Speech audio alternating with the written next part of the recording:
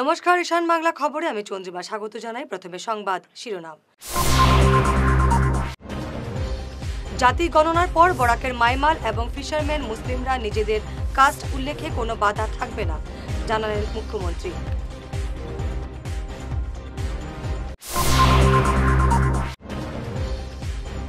বরখলায় bike দুর্ঘটনায় যুবকের মৃত্যু, আহত এক।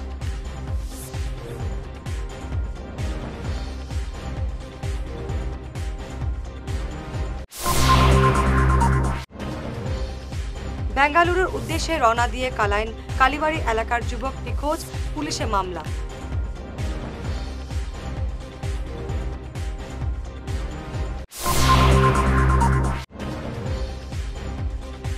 সোমবার অসম বিধানসভার বিশেষ অধিবেশন, থাকবে না কোনো প্রশ্ন উত্তর পর্ব।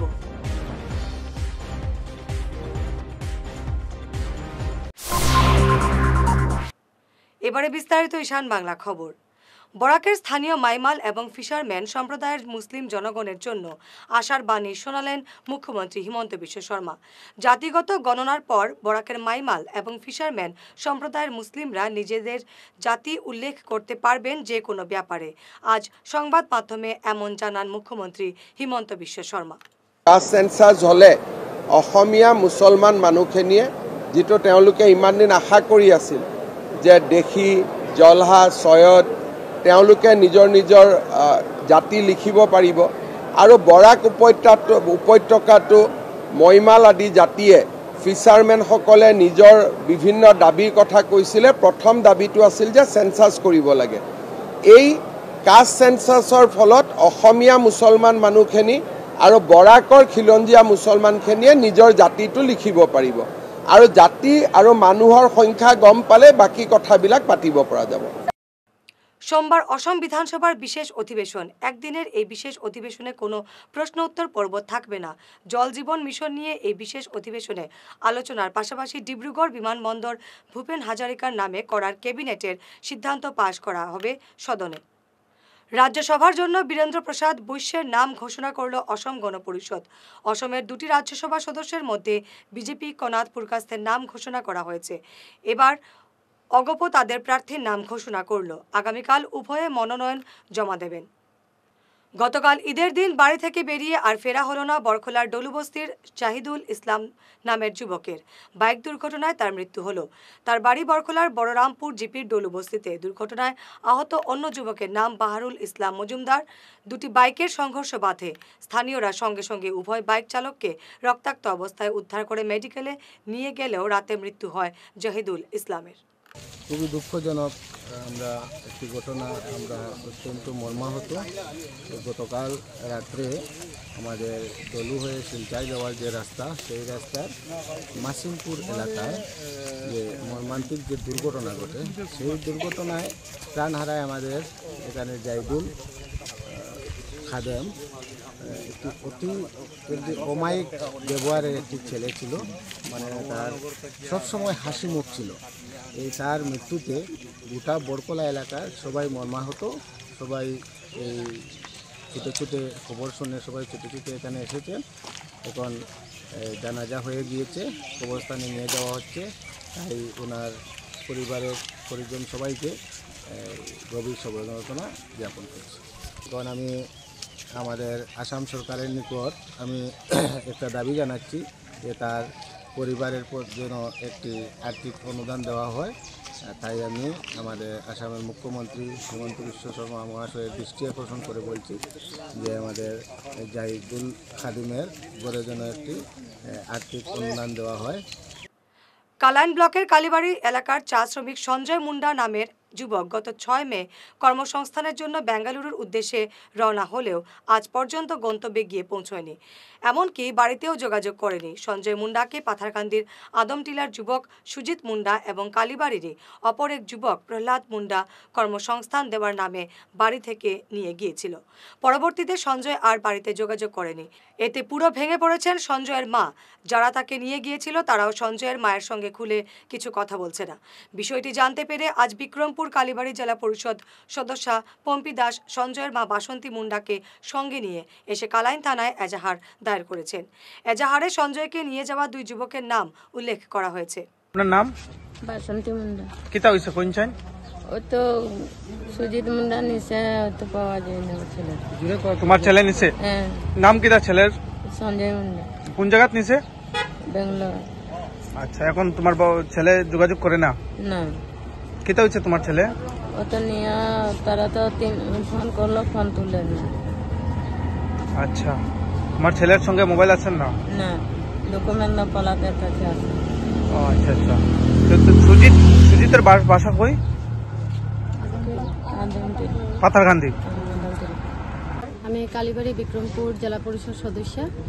আজকে আমি গতকালকে আমি খবর পাইছি যে কালাইন বাগানে একটা ছেলে নিখোঁজ। তো আজকে সকালবেলা আইসি, আইয়া তারা পরিবারের সঙ্গে দেখা করছি। দেখা করার পরে আমার খুবই খারাপ লাগছে যে আজকে মায়া কান্না করডা, তারপরে তারা জেঠিমুনি আছে, জেঠিমুনি বা পরিবারের সবই খুবই দুঃখিত। তারপরে আমি তারা জিজ্ঞেসি যে আপনারা থানাতে মিসিং কেস করছেন নি? বলছেন না। আমি তারা থানাতে নিয়ে আইসি, আইয়া ওসি স্যারের সঙ্গে কথা কইছি, মিসিং কেস দিছি। আমার ওসি স্যারের সঙ্গে আমি রিকোয়েস্ট করছি যে তার অতি সত্বর ছেলেটার খবর লইয়া, সঞ্জয় মুন্ডার নাম, ছেলেটার খবর নিয়ে যাতে তার পরিবারের হাতে সমঝাইয়া দিতে পারো। তো কইলো আমি খুঁজি, আর তোমরা চিন্তা করিও না, আমি তো এখন খুঁজি আসি। এরকম করতে করতে তো 1 মাস গেল, খুঁজি করার কয়া দেখি 15 দিন হয়ে যায়। 15 দিনের পরে তারা একদিন আমি কুদাম দিছি, কইছি দেখো ছেলেটারা যদি আমরা না পাইতে তোমার উপরে কমপ্লেন করবো, থানার জানাই। এই সময়টাকে আর ফোন করে না, না এখনো তো ফোন করে না। এখন কোনো যোগাযোগ নাই? নাই, যোগাযোগ নাই। আচ্ছা, এখন কিতা হয়েছে? তোমরা থানাতে আইছো? কালাইন থানাতে আইছি আমরা। এখন যে ছেলেটারা তো কোনো রকম আমরা ইয়ে করতে লাগে। এবারে সময় ঈশান বাংলা বিরতির।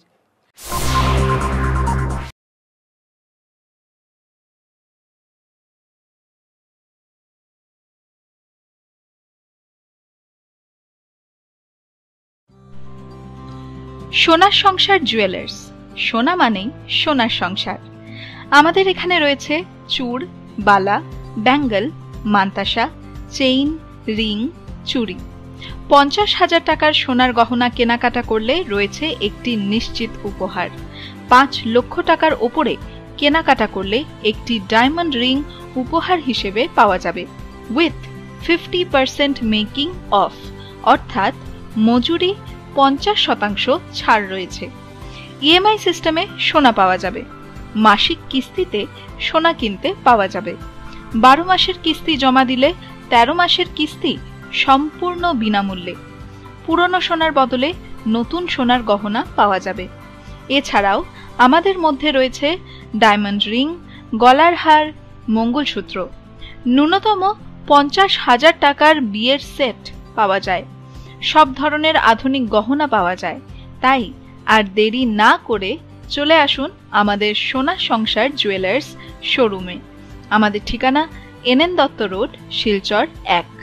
যোগাযোগের জন্য ল্যান্ডলাইন নাম্বার 038422600081, আমাদের মোবাইল নম্বর 9395163088 অথবা 9395178117। ফিরে এলাম বিরতির পর। প্রাণঘাতী হামলার শিকার হয়ে মৃত্যুর সঙ্গে পাঞ্জা লড়ছেন এক যুবক। সামান্য বাক বিতণ্ডাকে কেন্দ্র করে এই ঘটনাটি সংঘটিত হলো বিলাইপুর নকশিটিলা বরম থানে। আহত যুবকের নাম সুমিত গোয়ালা। ঘটনায় অভিযুক্ত করা হয়েছে পাপন গোয়ালা নামের যুবককে। ধারালো অস্ত্র দিয়ে সুমিতের উপর প্রাণঘাতী হামলা চালান পাপন। এ নিয়ে ধোয়ারবন্দ পুলিশে মামলা দায়ের করা হলেও অভিযুক্তকে আটক না করায় ক্ষোভ দেখা দিয়েছে।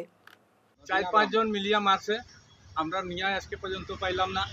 কারণ আজকে অতজন মিলিয়া একজন মানুষের উপরে এই ঘটনাটা করছে। বাড়িতে কেউ আসিল না, সব খেতে পাথারে গেছিল গিয়ে আপনার। এরপরে তারা এই ঘটনাটা তারা বাচ্চায় মানুষের একলা পাইয়া এই ঘটনাটা করছে। আমরা এটার ন্যায় বিচার চাই, কিন্তু থানার বিচার দিছি, আজকে পর্যন্ত কোনো বিচার আইছে না। একদিন পুলিশ গিয়া ঘুরিয়ে আইছে আর তার কোনো খবরও নেই। আমরা রোগীর অবস্থা খুব সিরিয়াস, কোন সময় তার প্রাণ যাইব এটা আমরা আসামের মুখ্যমন্ত্রীর কাছে নিয়ে চাই। আমরা এটার লাগি ন্যায় চাই সবার কাছে, একটু আমরা ন্যায় দেই। গরিবর পয়সা করি আমরা নাই, গতিকে আমরা এই ঘটনাটা কেউ আমরা জিগায় না।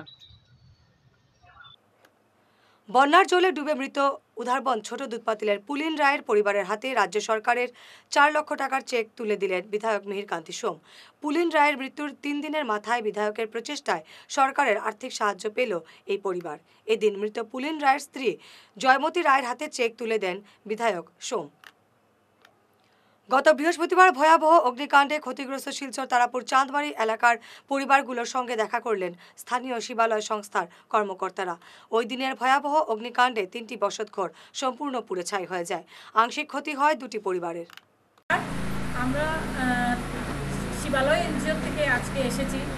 আপনারা নিশ্চয়ই সংবাদ মাধ্যমে জানতে পেরেছেন যে গত বৃহস্পতিবার যে তারাপুর চাঁদমারি রোডে, ঠিক আছে, আপনারা সবার পরিচিত বাবলুদার ঘর ছিল, হ্যাঁ, মানে 3টি ঘর একসঙ্গে মানে পুরে একদম ছাই হয়ে গেছে। ওনাদের ঘর থেকে বের করতে পারেননি, একটা ডকুমেন্ট পর্যন্ত ওনাদের ঘর থেকে কিছু বের করতে পারেনি। ওনারা নিজের যান বাঁচাবে না ঘরের জিনিসপত্র বাঁচাবে। তো আজকে আমরা এই ভিডিওটা দেখে অনেক দুঃখিত। আমরা ভেবেছি যে আজকে আমরা এই দুর্যোগে যদি ওদের পাশে এসে না দাঁড়াই বা ওদের একটা সাহস না দিই তো আমরা মানুষ হয়ে লাভ কী। তো আজকে আমরা এসেছি শিবালয় এনজিও থেকে।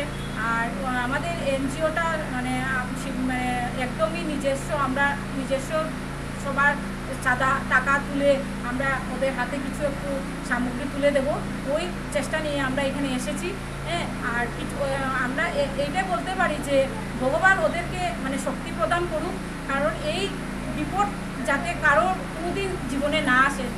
যারা এই বিপদে এখন এই বিপদগ্রস্ত হয়েছে ওরা বুঝতে পারছে যে ওদের অবস্থাটা কী। তা আমি সবার কাছে রিকোয়েস্ট করবো সবাই আসবেন, ওদের সাথে দেখা করে যাবেন। হ্যাঁ, কারণ আমরা শিবালয় এনজিও থেকে এসেছি এখানে। তো আমরা সবাইকে আহ্বান করছি যে সবাই যাতে আসুক। আর ভগবানের কাছে আমরা প্রার্থনা করছি যে ওদেরকে যেন ভগবান শক্তি প্রদান করে আর মানে ওদেরকে ভালো রাখে। গ্রামীণ সড়ক নির্মাণের দাবি নিয়ে সরব হলেন তোপখানা 2য় খণ্ড রামনগরের দাসপাড়া এলাকার জনগণ। এই এলাকার জনগণ এখনও কাঁচা রাস্তা দিয়ে চলাচল করছেন। পাকা রাস্তা নির্মাণের জন্য 8 লক্ষ টাকা মঞ্জুর হলেও কাজে হাত দেওয়া হয়নি বলে এলাকাবাসী অভিযোগ করেছেন। এদিকে গ্রামবাসীর অভিযোগ 2020 সালের প্রধানমন্ত্রী আবাসের 3য় কিস্তির টাকাও এখনও অনেকেই পাননি। আমরা তো 2020 গড় পাইছিলাম, পাইয়া তো আমরা আবার 2nd কিস্তি রয়ে গেছে। আমরা তো কিস্তি আবার 3 নম্বর কিস্তি রয়ে গেছে, আমরা তো আবার পাইছি না। আমরা কবে পাইমু এটা আমরা জানার অধিকার লাগে। আমরা পিছনে যারা পাইছে গড় তারাও টাকা ঢুকে গেছে, আমরা টাকা ঢুকে না।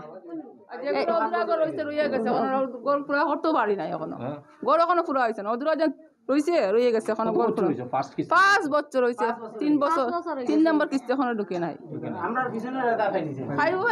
কিন্তু দেয় না, দিবা দেয় না। আমরা তার আশা এখন ঢুকিব ওটাও খালি শুনিয়া যায় কিন্তু ঢুকে না। অ্যাকাউন্ট চেক করতে করতে আমরা এখানে বুড়া হয়ে গেছি, আর কিতা কইতাম, হওয়ার কিচ্ছু নাই। পয়সা হলে আমরা দিকে তো আজকে 2020 আমরা আরমান ঘর পাইছিলাম। পাওয়ার পরে আমরা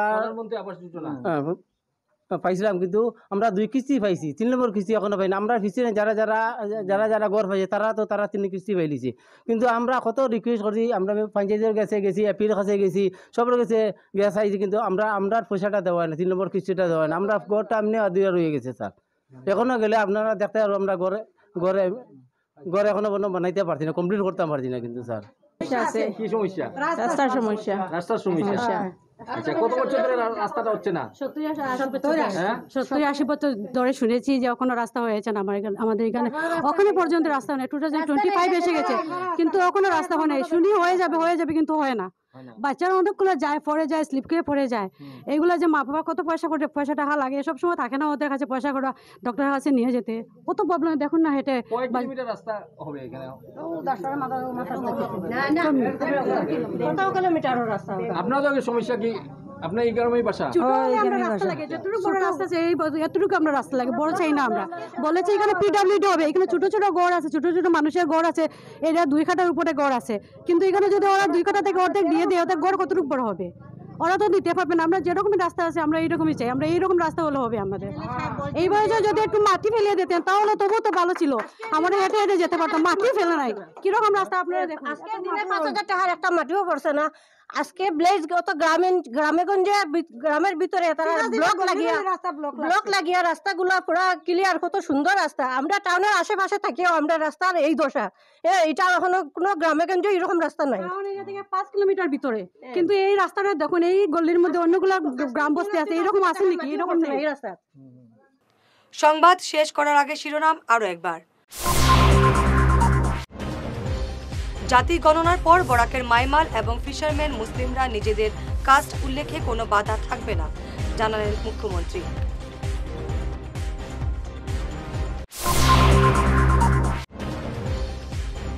বরখলায় বাইক দুর্ঘটনায় যুবকের মৃত্যু, আহত 1।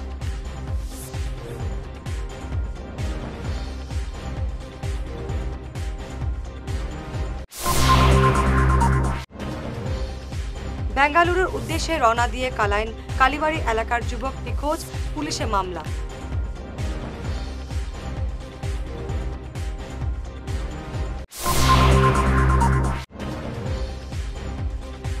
সোমবার অসম বিধানসভার বিশেষ অধিবেশন, থাকবে না কোনো প্রশ্ন উত্তর পর্ব।